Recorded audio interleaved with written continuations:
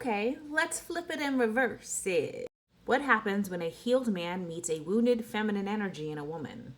So this dynamic doesn't explode, but it definitely collapses. So a wounded feminine energy in a woman is definitely drawn to the divine masculine, healed masculine energy in a man because he looks, smells like safety. He's present, he's regulated, he's emotionally steady. He's consistent, he's not reactive, and that will feel like relief, not love. Because a wounded feminine energy in a woman is wounded because she's used to chaos. She's used to earning love. She's used to hot and cold affection. She's used to overgiving. So when he shows up grounded, her nervous system is like, oh, hell no. This is not familiar. But it's important. So why does his calm feel so unsafe to her? For most people, stability feels like rejection.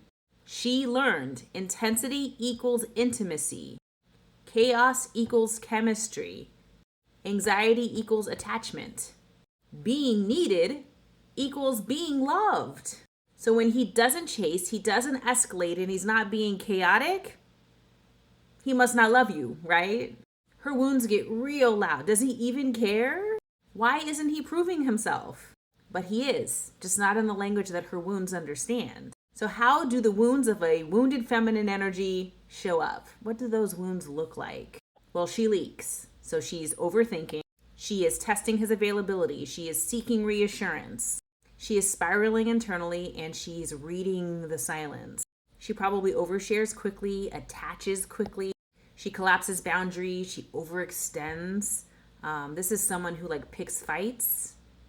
And the hardest part, of course, is that she doesn't realize that she's asking him to fix wounds that he didn't cause. So oftentimes a healed masculine will pull back from that wounded feminine energy. And it's not because he's avoidant. And I'll do a video about the difference between an avoidant masculine energy and a healed one because it looks the same. So this healed masculine is pulling back because it feels like emotional labor. He's getting pulled into a regulation loop. And there's pressure for him to perform for her, right? Now, if he doesn't recognize that she's unhealed, he may just think that she's chaotic, right? And if he doesn't want to work with her or maintain the relationship, he has two choices. He can pull back and let her regulate herself, or he can sort of ease and have an actual conversation, which is what I really hope that my content is doing for everyone.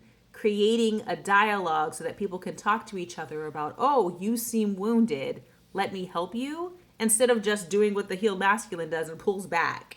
Everyone wants a steady, reciprocating partnership. And healed men and women know that love should be this and that and this and that, not draining. So instead of fighting, he's going to pull back. He's going to create some space. And this is the moment where everything changes because now she's got two choices. She can interpret his steadiness as abandonment and just really try to create a familiar chaos. Or she can sit with the discomfort and learn some emotional self-regulation. That's where I hope the conversation can happen.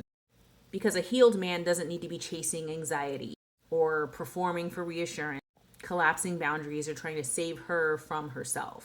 She'll just invite her to meet him at his level. Again, another opportunity for a conversation. If she decides to grow within that dynamic, she's going to self-soothe. She's going to create some kind of secure attachment. There's going to be containment. She'll handle some emotional pacing. And then her feminine energy can become more magnetic, more grounded, and the relationship will stabilize. Now, if she doesn't heal in this dynamic and she decides to book it, she's really hearing, oh, you're too much, when he's really saying, well, I'm not engaging in this spiral. Or she might hear, I don't care, when he's like, I'm here, we just need to pace this. So when he's calm, she feels abandoned, and she really leaves to protect herself because her wounds have a narrative that she needs to keep fulfilling. So she's not running to hurt him, she's running because he's a mirror for her. I mean, the tragic part is that she leaves a man that probably could have loved her well, right? If he's doing all the things that a man should be doing, like helping her feel seen, listening, holding space, dates, love, cuddles, I don't know, whatever women like, then she's probably running back to some familiar patterns, which obviously don't hit the same.